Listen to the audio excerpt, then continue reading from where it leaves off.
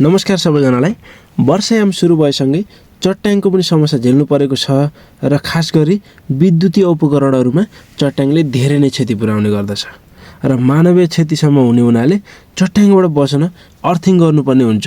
त्यसकारण तपाईहरूले पनि आफ्नो घर तथा विभिन्न सङ्घ संस्थाका नाङ्गो तार र विद्युतीय सामग्रीहरू चलाउनुहुन्छ र अर्थिङ गर्नुभएको छैन भने म आज तपाईहरूलाई अर्थिङ कसरी गर्ने र सुरक्षित हुने भन्ने कुरा सिकाउन गइरहेको छु। मेरो भिडियोको साइज थोरै लामो हुन सक्छ, मेरो भिडियोलाई स्किप नगरी हेर्नु होला। अर्थिङ गर्नको लागि तामाको रड, कोइला, नुन र बालुवा 4 आइटम चाहिन्छ ताकि माथिबाट आएको चट्याङलाई त धातु हुँदै जमिनमा लैजाने काम गर्दछ।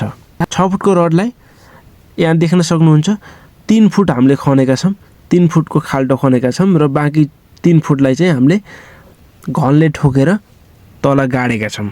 यो अर्थिङ गर्ने ठाउँमा चिसो राखिराख्नको लागि यसमा जुन 3 फुटको खाल्टो छ यसमा सबैभन्दा पहिले हामीले बालुवा राख्नुपर्ने हुन्छ।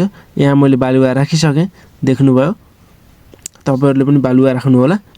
बालुवा राखिसकेपछि तपाईहरूले बालुवामाथि फेरि केही कोइलाहरू राख्नुपर्ने हुन्छ, कोइलाहरू राख्नु होला। बालुवा राखियो, कोइला राखियो, यसपछि अब नुन राख्नुपर्ने हुन्छ, केही मात्रामा नुन राख्नुपर्ने हुन्छ। अहिले मैले यहाँ लगभग 1 किलो जति नुन छरिरहेको छु, नुनलाई राख्नु होला। नुन राखिसकेपछि तपाईहरूले फेरि नुनमाथि बालुवा राख्नु होला ताकि फेरि त्यसमा चिसोपना होस्। यहाँ बालुवा राखिसकेपछि तपाईँले यो बालुवालाई राम्रोसँग चाहिँ खाल्डोको वरिपरि फिँजाएर राख्नुपर्ने हुन्छ।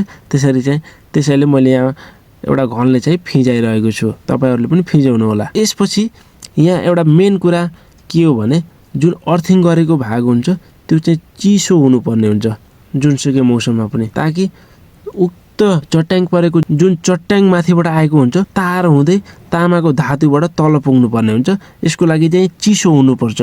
चिसो राखिराख्नको लागि यहाँ मैले एउटा पाइप राखेको छु। यो पाइप के को लागि भन्दाखेरि यो अर्थिङ गरेको जुन ठाउँ हुन्छ त्यसलाई चाहिँ चिसो राखिराख्नको लागि यदि चाहिँ सुक्खामा केही सुक्खा भयो भने यसबाट माथिबाट पाइपबाट पानी राखेर यसलाई चिसो गराउनु पर्ने हुन्छ। त्यसकारण यो पाइपलाई मैले यहाँ जडान गरेँ है त। त्यसपछि यसमा मैले फेरि कोइला राखेँ र यसरी फैलाएँ। कोइला राखिसकेपछि फेरि नुन राखेँ, फेरि यसमाथि बालुवा राखेर यसरी चाहिँ फेरि बालुवालाई राम्रोसँग फिँजारेर वरिपरि गराएँ है त।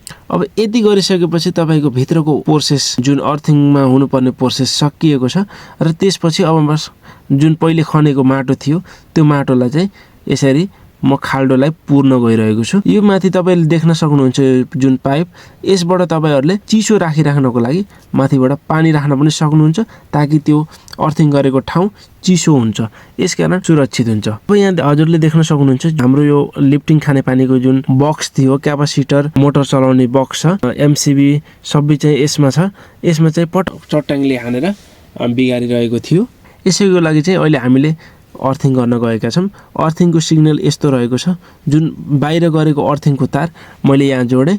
यसपछि तपाईँहरूले देख्न सक्नुहुन्छ यहाँ बिजुलीको प्लग छ, यसमा पनि भित्र अर्थिङ जोडेका छौँ। यति गरिसकेपछि माथिबाट आएको चट्याङले जुन विद्युतीय सामग्रीमा पुर्याउने क्षतिलाई कम गर्छ र विभिन्न दुर्घटनाबाट बच्न सकिन्छ। यस्तै गरी तपाईँहरूले पनि मेरो भिडियो हेरेर आफ्नो घरमा अर्थिङ गर्नुभएको छैन भने आजै अर्थिङ गरेर आफू पनि सुरक्षित हुनु होला र अन्य साथीहरूलाई पनि जानकारी गराउनु होला ताकि आफ्नो साथीहरू पनि यसबाट सुरक्षित हुन सक्नुहुन्छ। हवस् त साथीहरू, मेरो भिडियो कस्तो लाग्यो? साथै भिडियो मन परेमा लाइक गरिदिनु होला, कमेन्ट गर्नु होला। यो भिडियो तपाईँको जीवनमा पछि पनि काम लाग्न सक्छ, त्यसकारण मेरो भिडियोलाई सेभ गरेर राख्नु होला र अन्य साथीहरूसँग पुर्याउनको लागि सेयर गरिदिनु होला भन्दै यो भिडियोबाट बिदा हुन्छु। नमस्ते सबैजनालाई।